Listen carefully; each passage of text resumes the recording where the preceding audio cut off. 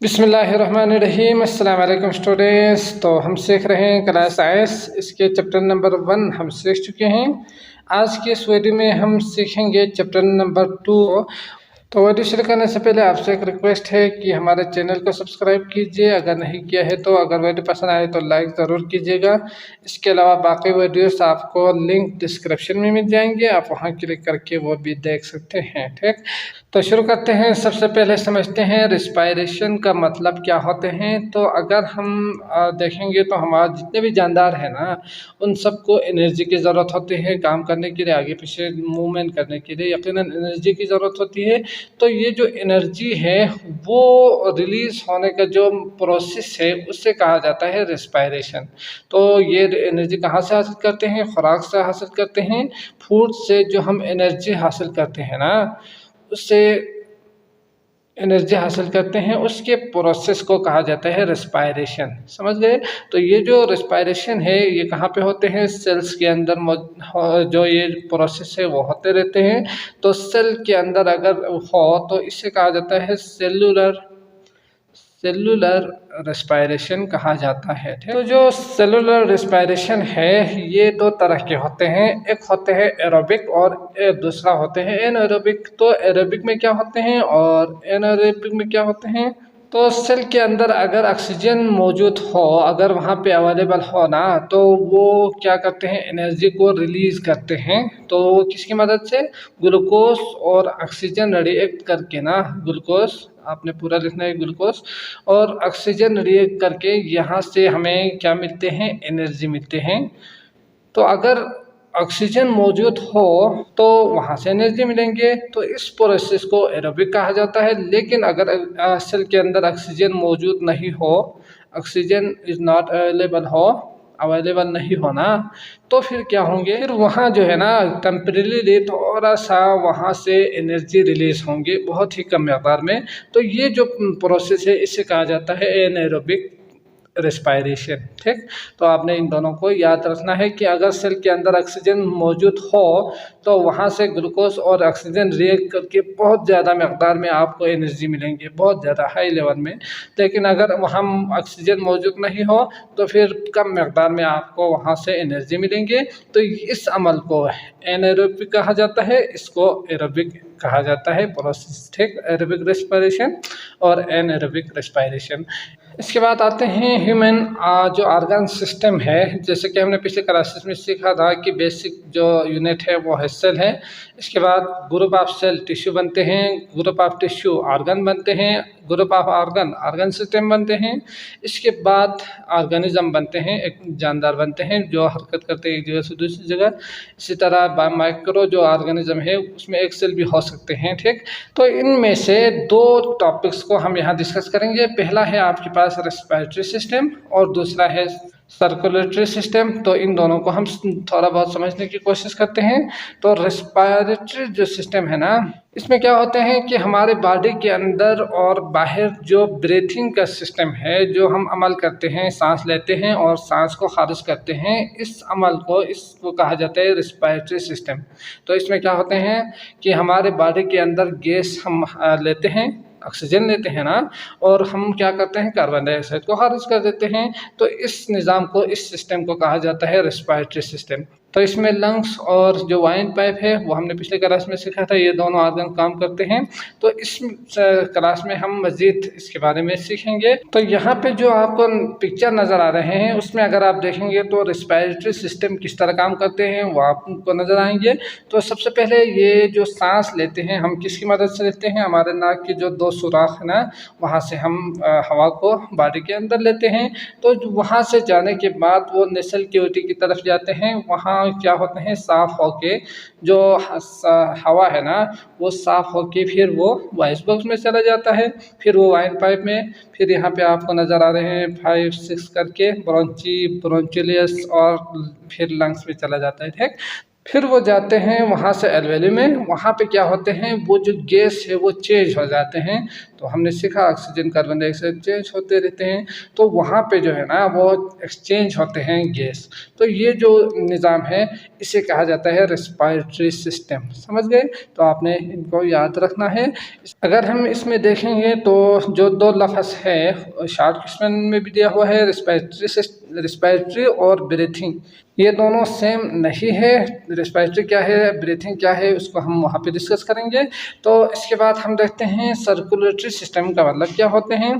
तो हमारे बॉडी के अंदर जो ग्रुप ऑफ ऑर्गन मिल के ना पूरे जिस्म में जो ब्लड को ट्रांसफ़र करते हैं, उस निज़ाम को कहा जाता है सर्कुलेटरी सिस्टम। तो इसमें क्या कौन कौन से ऑर्गन आते हैं, पहले हमने सीखा था हार्ट क्या करते हैं, पंप करते हैं ब्लड को और वो पूरे जिस्म में पहुंचाते हैं खून को। तो वो किसकी मदद से पहुंचाते हैं, वेसल्स की मदद से पहुंचाते हैं। तो अगर सादा अल्फाज में कहूँ तो जो पाइपलाइन है ना, जो नाली है, नली है, उसे कहा जाता है। तो ये जो हार्ट है वो क्या करते हैं, ब्लड को पंप करते हैं, पूरे जिस्म में ट्रांसफ़र कर देते हैं। तो ये आपने याद रखना है, इस पूरे निज़ाम को कहा जाता है सर्कुलेटरी सिस्टम, जिसमें आपका हार्ट जिसमें जो खून है उसको पंप करके पूरे जिस्म तक पहुंचाते हैं। तो यहाँ से वेसल्स के बाद जो बाकी चीज़ें हम कुछ मज़ीद सीखेंगे। तो यहाँ पे ना अगर ब्लड में देखेंगे तो जो खून है उसमें तीन चीज़ें शामिल है, उसको भी याद रखना है आपने। पहला है प्लाज्मा, ये तकरीबन 55% होते हैं खून के अंदर। अगर जो ब्लड है उसमें अगर हम देखेंगे तो प्लाज्मा 55% होते हैं। वाइट सेल और प्लेटलेट जो है ना वो आप लिखिएगा, ये दोनों मिला के 1% है हमारे बॉडी के अंदर। और जो लास्ट एक और है जो रेड ब्लड है, आमतौर पर हमें रेड ही नज़र आते हैं, तो वो आपके पास आपके खून के अंदर कितना मौजूद है, वो होते हैं 44%। समझ गए? तो ये आपने याद रखना है। इसके बाद थोड़ा सा हार्ट के बारे में भी थोड़ा बहुत समझने की कोशिश करते हैं।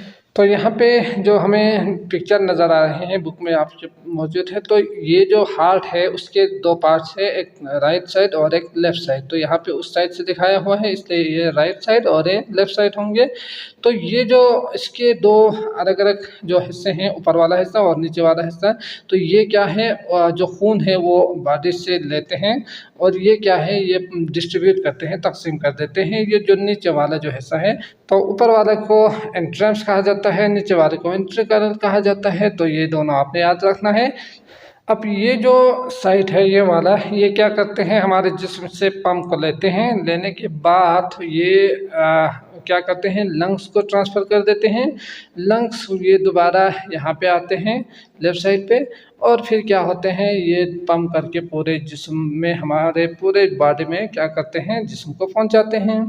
तो इस तरह ये पूरा जो हार्ट है वो काम करते रहते हैं हमारे बॉडी के अंदर 24 घंटे ठीक। तो यकीनन इसको भी आपने याद रखना है, हार्ट किस तरह काम करते हैं। तो यहाँ से वो लेते हैं, लेने के बाद यहाँ पे आ जाते हैं, साफ़ करते हैं, ये जाते हैं लंग्स में, फिर वो पूरा होते हैं, फिर इसमें डिस्ट्रीब्यूट होते हैं और इसको आगे बॉडी के अंदर ट्रांसफ़र कर देते हैं।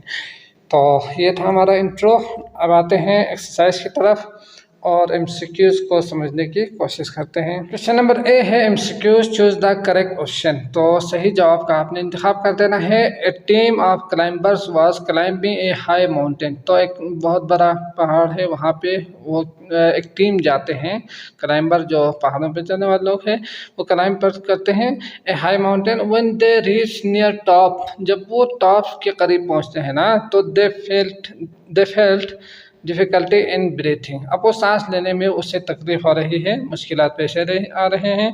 तो because at high altitude there is, अब वहाँ हाई एल्टीट्यूड पे क्या होंगे, तो यकीनन वहाँ पे जो है ना वो ऑक्सीजन की कमी होगी। जैसे कि K2 पे अगर आपने पिक्चर देखा हो तो यकीनन वहाँ पे बहुत ज़्यादा बर्फ़ नज़र आएंगे, पौधे प्लांट्स वगैरह तो नहीं होंगे। तो वो हम जो ऑक्सीजन हासिल करते हैं वो उन्हीं से ही मिलते हैं ना। तो ये जो निज़ाम है ये ये जो प्रोसेस है वो वहाँ पे नहीं होता, इसलिए हमें वहाँ पे ऑक्सीजन की कमी होगी। जब यहाँ टॉप पे ऑक्सीजन की कमी होगी तो यकीनी बात है हमें सांस लेने में तकलीफ ही होगी ना। तो हमने इंट्रो में अच्छी तरह से सीखा है कि ऑक्सीजन की कमी की वजह से क्या हो सकते हैं।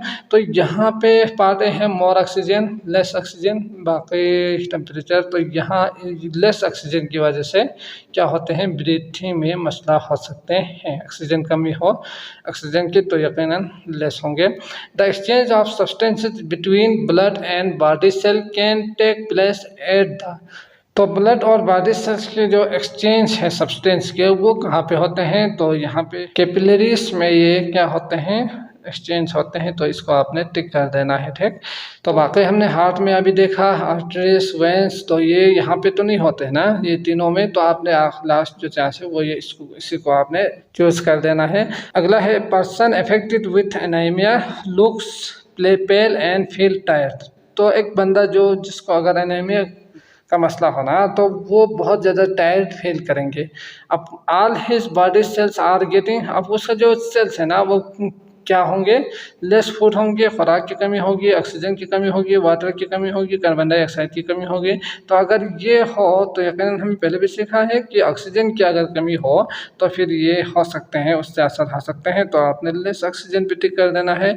The exchange of gas between blood and air take place at, तो अभी हमने सीखा जो चेंजेस है एक्सचेंज है गैस के ब्लड एंड एयर, तो वो कहाँ पे होते हैं, अलवेले में होते हैं। तो यहाँ पे हमने इसको टिक कर देना है। एक्सचेंज ऑफ गैस कहाँ पे होते हैं, जो नंबर 7 में दिया हुआ था। इसके बाद है 5 सेलुलर रेस्पिरेशन ऑलवेज रिक्वायर्ड। अब सेलुलर रेस्पिरेशन के लिए किस चीज़ की ज़रूरत होते हैं, तो हमने सीखा कौन कौन सी चीज़ें रिएक्ट करके ये जो रेस्पिरेशन का अमल है वो होते रहते हैं। तो उसमें ग्लूकोज और ऑक्सीजन रिएक्ट करके बनते रहते हैं। तो आपने इसके ऊपर करना है टिक का निशान, ठीक। सिर्फ ग्लूकोज हो और कार्बन डाइऑक्साइड से तो नहीं होते हैं सेलुलर रेस्पिरेशन, अल्कोहल, लैक्टिक और कार्बन डाइऑक्साइड ये तीनों भी दिया हुआ है। तो आपने इनको अच्छी तरह से ध्यान में रखना है। ग्लूकोज और ऑक्सीजन की मदद से ना ये रिएक्ट करके ये जो अमल है वो होते रहते हैं, समझ गए। अगला देखते हैं 6, अगला है part 6 valves are flap that keep blood flowing in one direction, ठीक। तो ये उन्होंने खुद दिया हुआ है। तो वेल्स आर फाउंड इन, तो ये कहाँ पे पाया जाता है, artery and when, artery vein and capillary, when and heart, artery vein capillary and heart. तो ये या इन सब में पाया जाता है, इन तीनों में, इन दोनों में या इन दोनों में। तो ये जो वेल्स है ना वो ये वेन और हार्ट में पाया जाता है। तो आपने इसको टिक कर देना है ऐसे, ठीक। अगला है 7 oxygenated blood is found in 2 chamber of heart including, तो यहाँ पे ऑक्सीजनेटेड जो ब्लड है ना उन्होंने खुद कहा है कि ये चैम्बर्स में पाए जाते हैं हार्ट में। तो आपने इंट्रो में हार्ट को अच्छी तरह से समझा होगा। तो इसमें लेफ्ट एट्रियम और लेफ्ट वेंट्रिकल में ये पाए जाते हैं ऑक्सीजनेटेड जो ब्लड इज फाउंड है। तो यहाँ पे आपने क्या करना है, लेफ्ट एट्रियम और लेफ्ट दोनों लेफ्ट है तो आपने इसको सर्च करके, ठीक। तो डी के ऊपर आपने टिक कर देना है ये। अगला है 8 which components of blood is liquid, तो कौन सा जो कंपोनेंट है ब्लड के वो लिक्विड है। तो लिक्विड कौन सा वाले होते हैं, तो प्लाज्मा लिक्विड में आते हैं, बाकी लिक्विड में नहीं आते। तो आपने इसके ऊपर करना है टिक का निशान। The diagram shows different type of blood cell, तो यहाँ पे different type of blood cell नज़र आ रहे हैं। ये आपको ABCD करके डी ए है, सी ए है, बी ये और ए है, ठीक। तो ये 4 किस्म के जो ब्लड सेल्स है वो आपको नज़र आ रहे हैं। तो उन्होंने क्या कहा है यहाँ पे, विच सेल इज फिल्ड विथ हाइमोग्लोबिन, तो कि कौन सा सेल हाइमोग्लोबिन से भरे हुए हैं, ठीक। तो यहाँ पे कौन सा वाला सेल है, तो इनमें अगर आप देखेंगे तो ये जो सेल है ना इसमें हाइमोग्लोबिन भरे हुए हैं, इसमें फिल किया हुआ है, ठीक। इसमें जो है वो हाइमोग्लोबिन है। तो आपने बी है, बी के ऊपर टिक कर देना है, ये वाला, समझ गए। इसके बाद अगला है 10 10 है the diagram shows blood flow through a human heart. तो ह्यूमन हार्ट में जो ब्लड जो फ्लो होते हैं वो उन्होंने यहाँ पे डायग्राम की शक्ल में दिखाया हुआ है। Which chamber pumps the blood to lungs. तो कौन सा वाला ABCD। तो हमने ये चीज़ इंट्रो में अच्छी तरह से सीखा था कि हार्ट किस तरह काम करते हैं। तो यहाँ से ब्लड आने के बाद क्या करते हैं, यहाँ से लंग्स की तरफ जाते हैं, पंप करते हैं ये, ठीक। तो AB, तो ये क्या है, C है। तो आपने इसके ऊपर टिक कर देना है, समझ गए। तो ये था MCQs। अब आते हैं अगला सवाल की तरफ जो कि ट्रू एंड फॉल्स दिया हुआ है, उसको समझते हैं। क्वेश्चन नंबर B है true and false, correct the statement if it is false. अगर फॉल्स हो तो आपने करेक्ट कर देना है, नहीं तो आपने ट्रू लिख देना है, ठीक। तो पहला है breathing is a chemical reaction.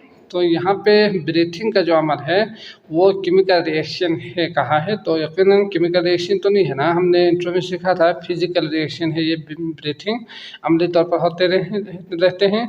तो इससे आप केमिकल के बजाय यहाँ पे फिजिकल आना चाहिए था, तो इसलिए ये क्या है, फॉल्स है। तो आपने यहाँ पे लिखना है फॉल्स, इसके बाद इसको ट्रू भी कर देना है।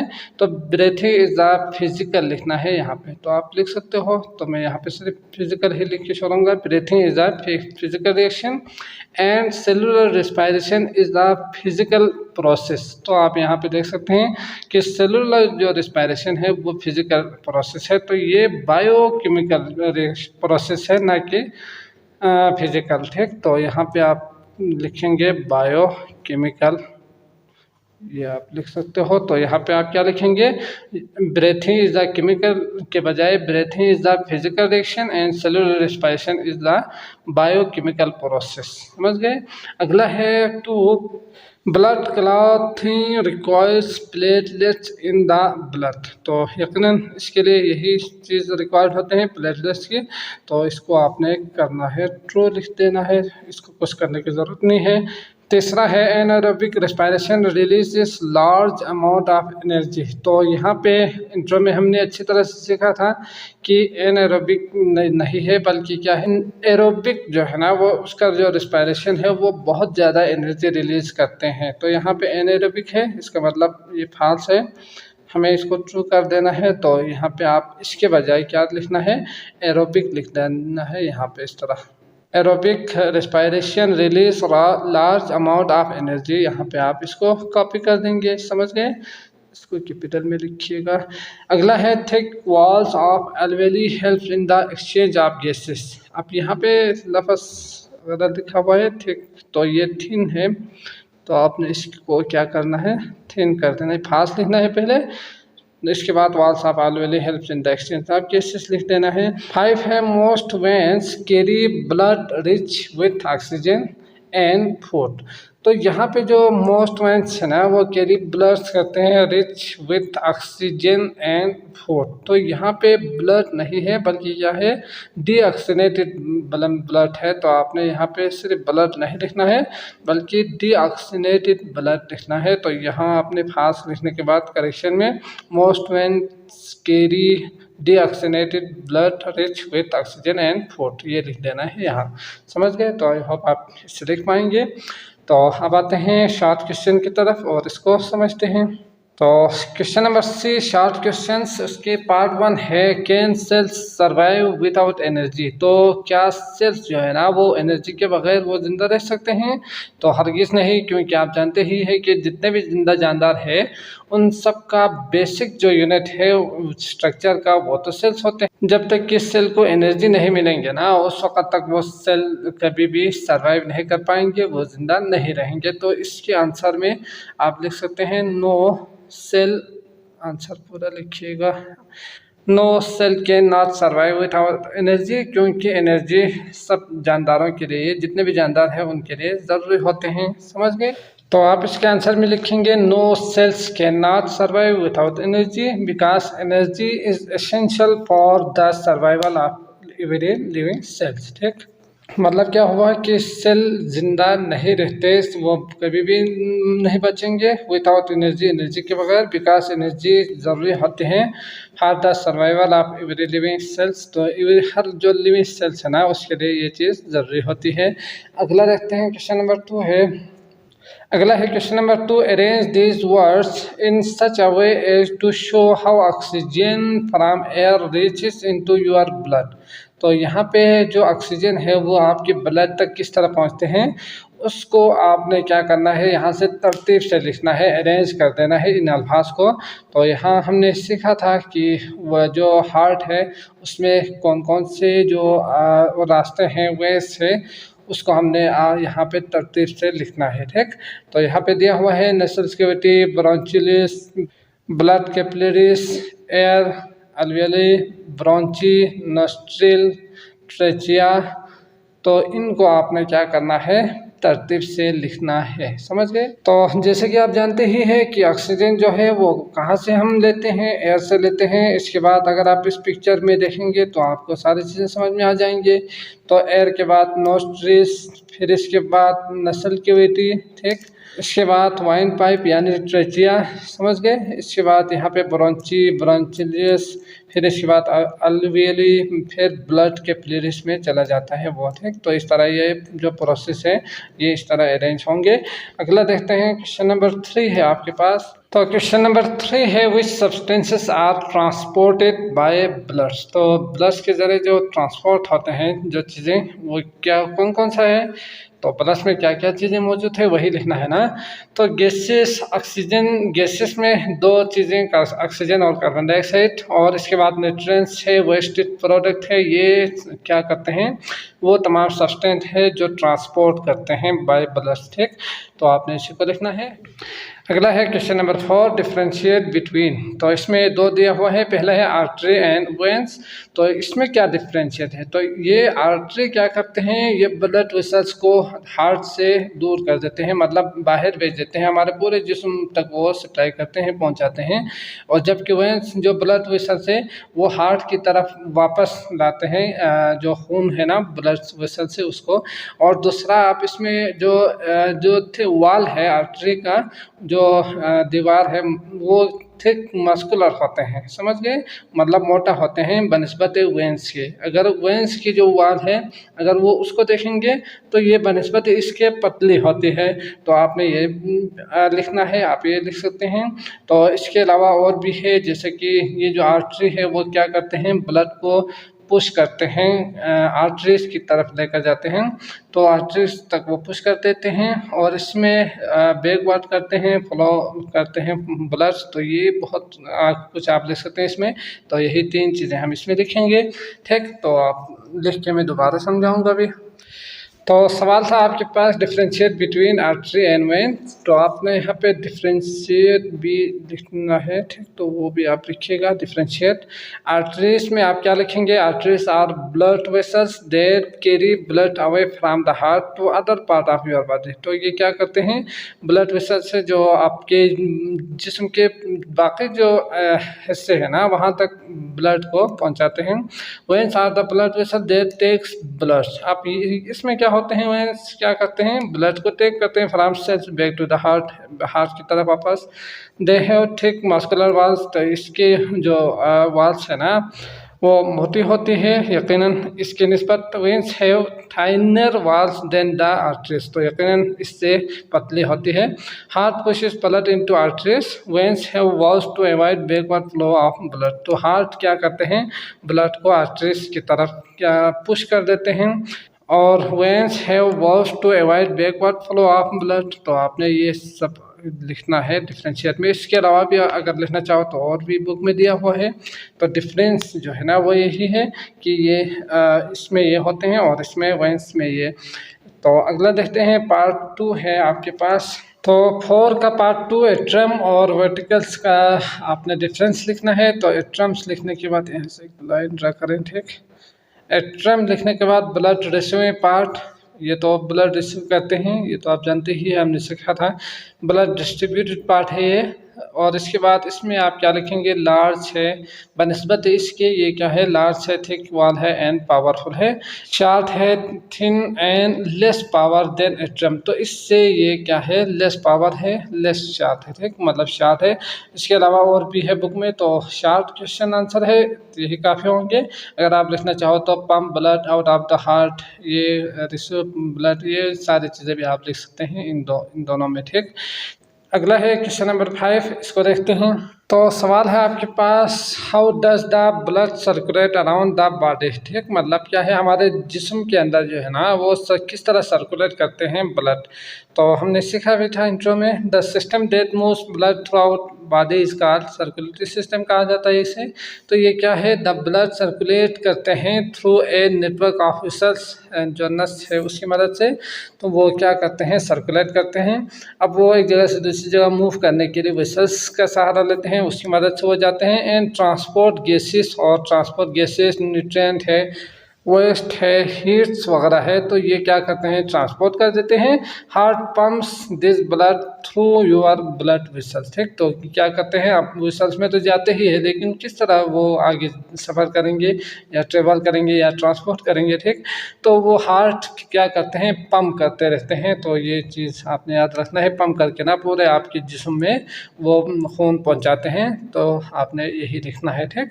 अगला देखते हैं क्वेश्चन नंबर 6। तो अगला है शार्ट सवाल के लास्ट सवाल है हमारे पास 6, कंपेयर रिस्पायरेशन एंड ब्रीथिंग।